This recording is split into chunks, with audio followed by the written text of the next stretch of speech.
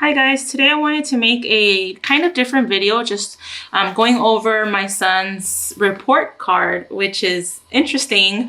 I've never gotten an envelope like this. Honestly, whenever we talk about Christians, what would be a report card, it's kind of during a parent-teacher conference. So I was kind of shocked when I saw it inside of his backpack. So it was just a little different, but I got this, I reviewed it, and I was just thinking about the way that it made me feel and how it feels when you're doing an evaluation for your son, even if it's the autism diagnosis, the school IEPs, like all of these things oftentimes can leave you feeling a little bit down and stressed, frustrated, angry, all these things, you know? So I wanted to go over it and then just discuss some things that I think might be helpful to some parents that are just now going through it, or even just talking to make me feel better, you know? Because it could be a little sad to see these types of report cards, because it's not always improving, it's not always moving forward, oftentimes it's moving backwards. So I'm gonna go ahead and open this up. For a Christian, when it's report cards, it's not A's, B's, C's, D's, F's. It is pretty much a progress report, going over all of Christian's goals on his IEP and seeing where he is at this time. I think we get, it's like kind of like every quarter, kind of like regular school, right? So just to see where he's at, and the teacher leaves notes. So the first thing would be cognitive. His goal for this IEP was Christian will increase his pre-academic skills, achieving a criteria of 80% as measured by observation and documentation as implemented by a special education teacher. So his objective would be by the end of the second quarter of the 2018-19 school year, Christian will touch 3 colors upon request.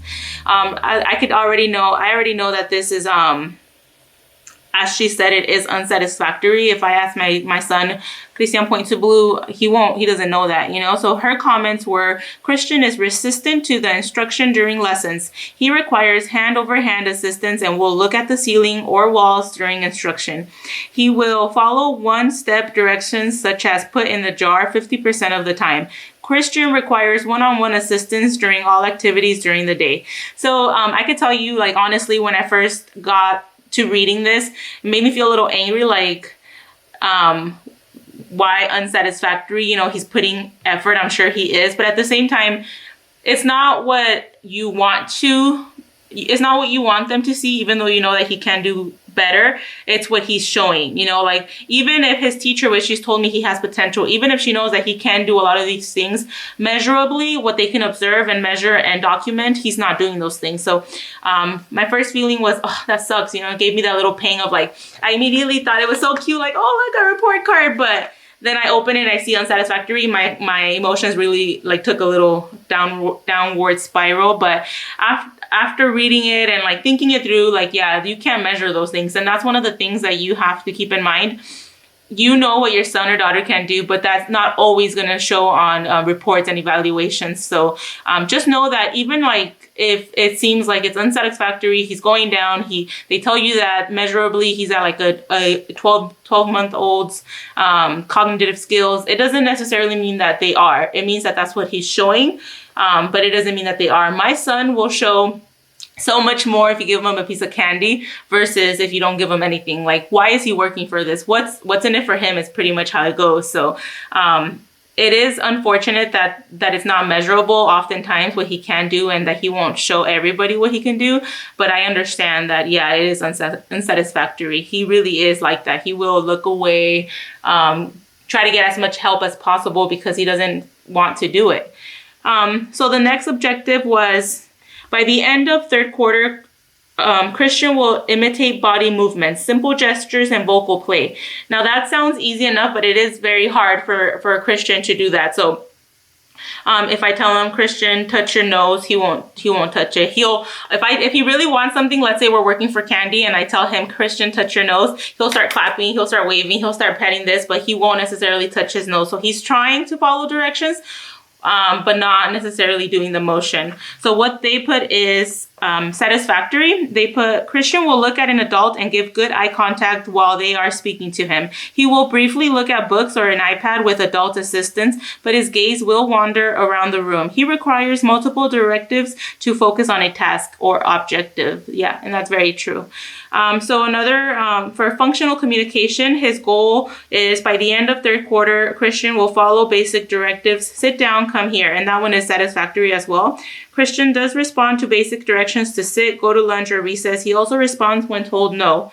He needs more time to work on this goal. So he is getting better. I definitely see that with his receptive language. He is understanding a lot more. He's paying attention. If I call his name, he'll respond more often than not. So definitely, I'm hopeful that that'll be a goal met. But that's always kind of like a work in progress in a way, because he might be responding really well right now, but then he might not later on, or one time yes, one time no.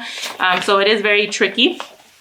Another one is by the end of second quarter, Christian will attend to a peer play activity for a minimum of 3 minutes. So that one, it could be hard. I mean, all of these are hard, but these are actually really good goals that I'm hopeful he'll meet. Maybe not next quarter, but hopefully by the end of the year. If not, we'll always keep working on it. But as long as it's satisfactory, that's better than unsatisfactory. So for the comments, the teacher wrote, Christian will sit with a group during circle time when the teacher reads a story and during meals. He does require adult assistance to remain seated during these activities, as he will get up and roam about the room. Definitely. If I was to try to watch a movie with Christian, he will definitely try to get off my lap, off the couch, and just roam around. That's his thing. He loves to roam. So definitely work in progress. Doesn't mean he doesn't want to necessarily be there, but he does love to roam. So the last one that I have here for his progress report is daily living and adaptive skills. By the end of second quarter, Christian will give a bathroom visual to his staff to alert his needs to use bathroom. Now this one, they didn't check anything. There are 3, I'll try to show you right here. And this one, they accidentally left blank, I guess. I'm thinking that they were going to put unsatisfactory. That is one of the big ones that we're really trying to work on at home. ABA, everybody's trying to work on potty training.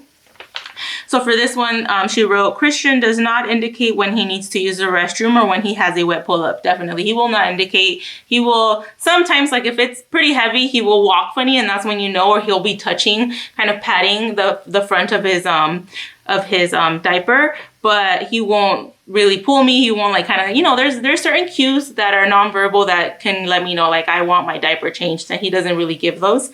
And he definitely never takes me to the bathroom. If he walks in there, I definitely take him, like, oh, you're in the bathroom. It's time to potty then. Let's go potty.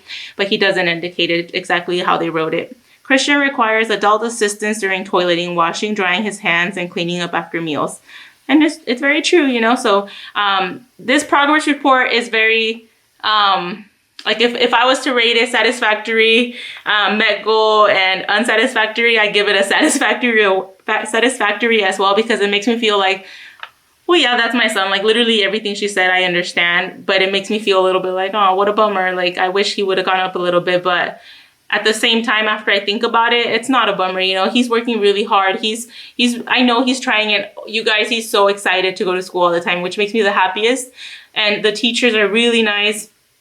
Like the other day, I took him to school and he had a little hop to his step. Like, you guys, I'm sure you guys know what I mean. Like, as he was climbing the stairs, he was just like, and then like when he saw the teachers, he had the biggest smile. So I'm so happy that he's happy. And sometimes I'm like, are you guys pushing him because he's too happy? But I know they are. I'm just very hopeful. I'm if he's happy and in a good environment, it's better for him. It makes him want to achieve more. It makes him not be hostile, not throw himself on the floor. Like, I wonder if I hadn't changed him, how his progress report would look like. Because I remember circle time, he would always take off his shoes. He would always try to leave. He would always kind of like scream out, they said. So some behaviors, of course, are still there, but they are getting better. So I wanted to do this video simply to let you guys know that it is hard sometimes to get report cards or to see written down some of these things. Like, I remember when I just got the evaluation and I was trying to get support from local support groups, like ATAP, which I talk about often.